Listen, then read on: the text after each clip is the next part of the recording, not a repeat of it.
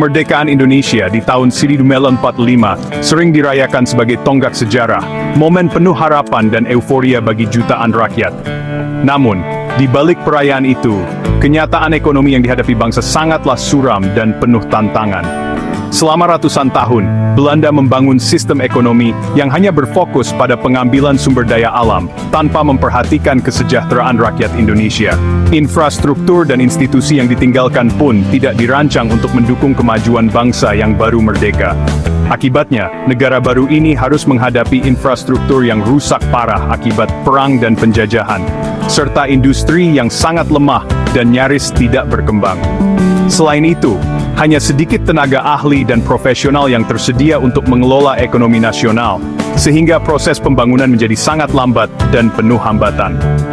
Pemerintah Indonesia yang baru memiliki ambisi besar untuk membangun negeri, namun sumber daya yang tersedia sangat terbatas. Basis pajak yang kecil, sistem keuangan yang rapuh, dan krisis anggaran menjadi tantangan utama yang harus dihadapi setiap hari. Bertahun-tahun diabaikan oleh penjajah, ditambah lagi dengan biaya perjuangan kemerdekaan yang sangat mahal, membuat Indonesia sangat rentan terhadap berbagai krisis ekonomi dan sosial. Fondasi ekonomi yang rapuh dan tidak stabil, inilah yang menjadi awal dari serangkaian bencana ekonomi yang akan menimpa Indonesia di tahun-tahun berikutnya.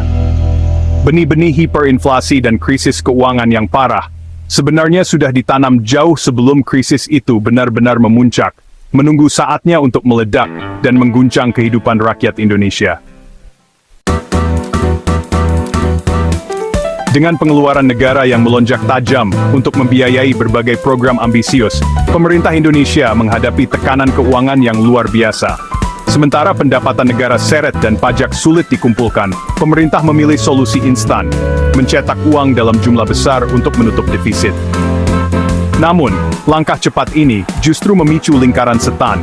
Semakin banyak uang beredar, harga-harga barang kebutuhan pokok pun melonjak drastis. Masyarakat pun menuntut lebih banyak uang untuk bertahan hidup, sehingga pemerintah kembali mencetak uang, memperparah inflasi. Pada tahun 1965, defisit anggaran meledak tak terkendali, dan krisis ekonomi pun tak terelakkan. Jumlah uang beredar tumbuh lebih dari 300% per tahun. Nilai rupiah anjlok tajam, dan inflasi melesat hingga tak terkendali, membuat tabungan rakyat lenyap dalam sekejap. Di bawah ekonomi terpimpin Soekarno, prioritas politik mengalahkan disiplin fiskal. Kemandirian bank sentral terkikis, dan kebijakan ekonomi diwarnai kepentingan kekuasaan. Mesin cetak uang berubah menjadi alat bertahan hidup politik, bukan lagi didasarkan pada prinsip ekonomi yang sehat dan berkelanjutan. Ini bukan sekadar kesalahan kebijakan, ini adalah pertaruhan politik besar yang membawa konsekuensi bencana bagi jutaan rakyat. Akhirnya, Indonesia terjebak dalam lautan uang tunai yang tak lagi bernilai, dan rakyat harus menanggung beban krisis yang berkepanjangan. Proyek-proyek mercusuar Soekarno yang megah, Monas, Gelora Bung Karno, Hotel Indonesia, adalah simbol kebanggaan, tapi juga lubang hitam keuangan. Miliaran dihabiskan untuk gengsi, bukan produktivitas, memperdalam defisit. Bersamaan itu, kampanye militer yang mahal di Irian Barat dan melawan Malaysia semakin menguras sumber daya. Anggaran pertahanan membengkak, menggeser pengeluaran penting lainnya. Beban ganda ini, proyek monumental dan petualangan militer, dibiayai dengan mencetak uang, bukan pertumbuhan nyata. Kebanggaan nasional melonjak, tapi stabilitas ekonomi runtuh. Harganya dibayar dengan inflasi yang tak terkendali dan kesulitan yang meningkat.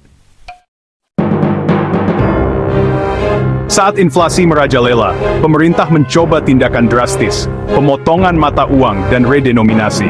Pada tahun 1959, nilai uang kertas turun 90% dalam semalam. Pada tahun 1965, 3-0 dipangkas dari rupiah.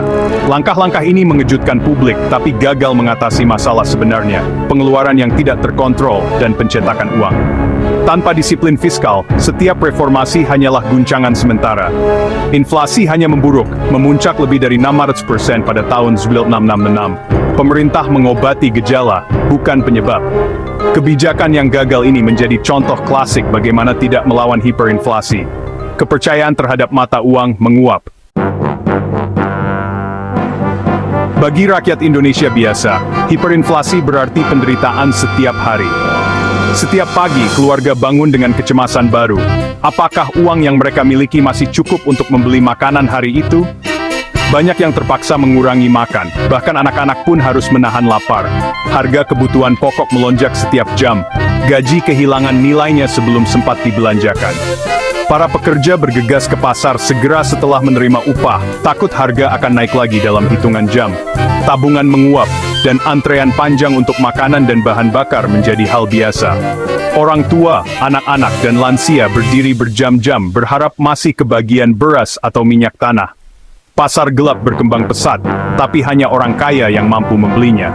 Sementara itu, rakyat kecil harus berjuang dengan keterbatasan dan ketidakpastian. Keluarga menghadapi pilihan yang sulit, makanan atau obat-obatan, belanja sekarang, atau melihat uang kehilangan nilainya. Banyak yang harus memilih antara kesehatan dan kelangsungan hidup sehari-hari. Barter menggantikan uang tunai, dan kepercayaan terhadap pemerintah runtuh. Di desa-desa, orang mulai menukar beras dengan gula atau pakaian, karena uang tak lagi berarti. Trauma era ini meninggalkan luka yang dalam, membentuk sikap terhadap uang selama beberapa generasi. Banyak keluarga masih mengingat rasa takut dan ketidakpastian yang mereka alami. Optimisme kemerdekaan berganti menjadi keputusasaan dan ketidakpastian. Masa-masa sulit ini menjadi pelajaran pahit tentang betapa rapuhnya harapan ketika ekonomi runtuh. Krisis ekonomi memicu kekacauan politik. Sikap anti-Barat Soekarno mengisolasi Indonesia, memutus bantuan dari PBB, IMF, dan Bank Dunia. Devisa mengering, dan negara menghadapi kehancurannya sendirian. Secara internal, perebutan kekuasaan antara militer nasionalis dan komunis melumpuhkan pemerintah. Keruntuhan ekonomi memperparah persaingan politik, membuat pemulihan tidak mungkin. Percobaan kudeta tahun 1965 dan kekerasan berikutnya menjerumuskan Indonesia ke dalam kekacauan. Hiperinflasi dan kesulitan menciptakan lahan subur bagi ekstremisme dan ketidakstabilan. Kelemahan pemerintah membuka jalan bagi perubahan kekuasaan yang dramatis. Hiperinflasi menghancurkan wewenang Soekarno, membuka jalan bagi militer dan Jenderal Soeharto.